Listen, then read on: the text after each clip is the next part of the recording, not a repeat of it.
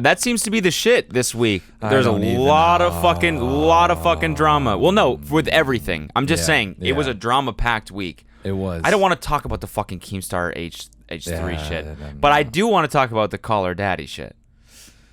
Yeah. Come on, that's so good. Yeah. So much fun following that. Yeah. So much fun.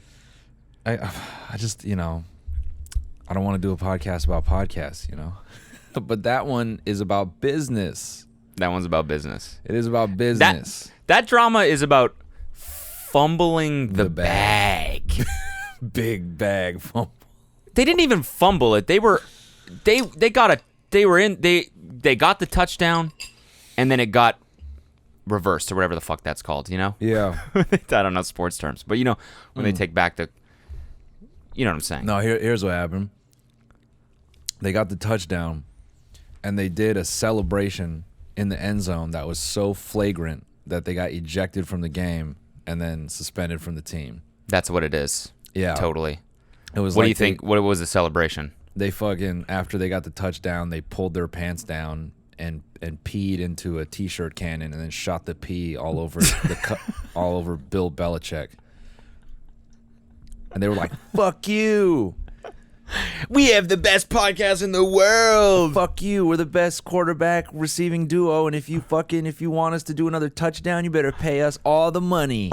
And everyone here better make $0 or we're going to fucking hit you with pee-pee again, motherfucker." And the ref was like, that was just lewd. Yeah. Yeah. So they got ejected from the game and then they disappeared. And then the coach was like, well, I guess they're fired. Because they won't come back to practice, so I don't really know what to do here. I don't even want to explain what happened because you just got to go listen to it. It's so good. You got to go listen to it. But like I'll give the gist. Basically, Call Her Daddy, the podcast, which went from zero to being like one of the biggest podcasts in the world in like 4 months.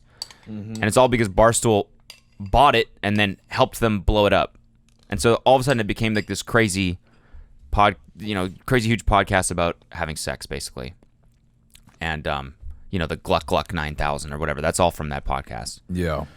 So they blew the fuck up. And then basically there was a bunch of like contract disputes. They wanted more money. People thought that they were like continually saying on their podcast about how little they make and how much they're struggling, blah, blah, blah. Meanwhile, behind the scenes, the CEO of Barstool is giving them $500,000 each a year. Zing. And they still were not happy with that. And so, they like tried to renegotiate a bunch of times. Wait, and basically, and didn't they get bonuses for downloads as well? Yeah, so they were making more than that. And they got merch. And they got a percentage of merch, too. Which apparently they were doing millions in merch. So they were caking, dude. And didn't they have a beverage deal? Yeah, I guess there's some alcohol portion. I didn't know about that, but... Yeah, but if their fans are buying that... But they were easily making a cool M&M.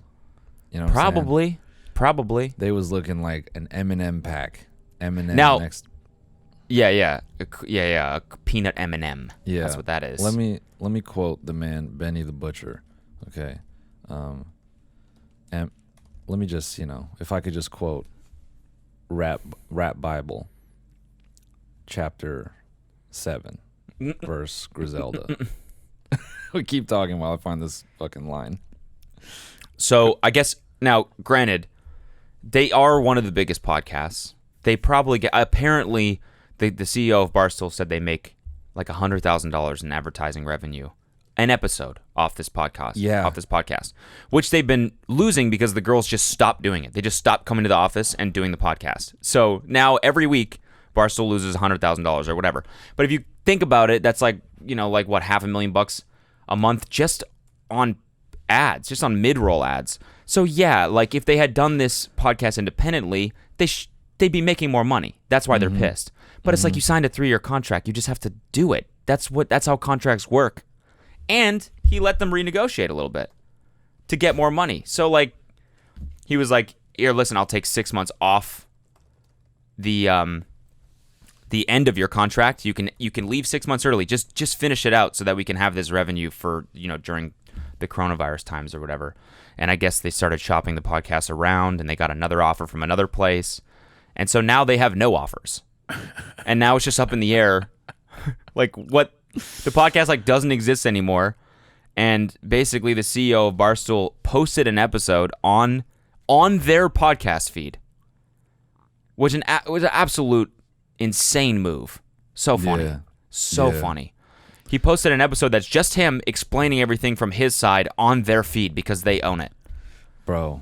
So funny, dude. And the fact that, you know, there's a certain character that motivates. It seems like he motivated the whole thing, and it's oh my god, man. What this like villain boyfriend guy, HBO boyfriend guy. It's just so. It's honestly, it seems fake. It does seem fake. Too perfect. If we got whatever, but if you haven't listened to it, I actually think it's a very good example of you should listen to that shit and listen to how bad some people fucked it up, so you know in the future if you ever get in a good situation, you're gonna go, oh, I don't want to call her daddy myself. Yeah. I don't want to gluck myself. Yeah. You know, I fucking. If they did nothing, they were set to make what? They would have made like $1 million their first year. I mean, even if they would have made like $5-6 million the next year, and then they get the IP back. Oh. That was one of the things. The guy was like, "Listen, God. I want to make this work. So here's the thing: 6 months early, you can leave. You get the show. You can own it again, which Barstool owns it now. You can own it. You can do it independently. If they had just done that and waited."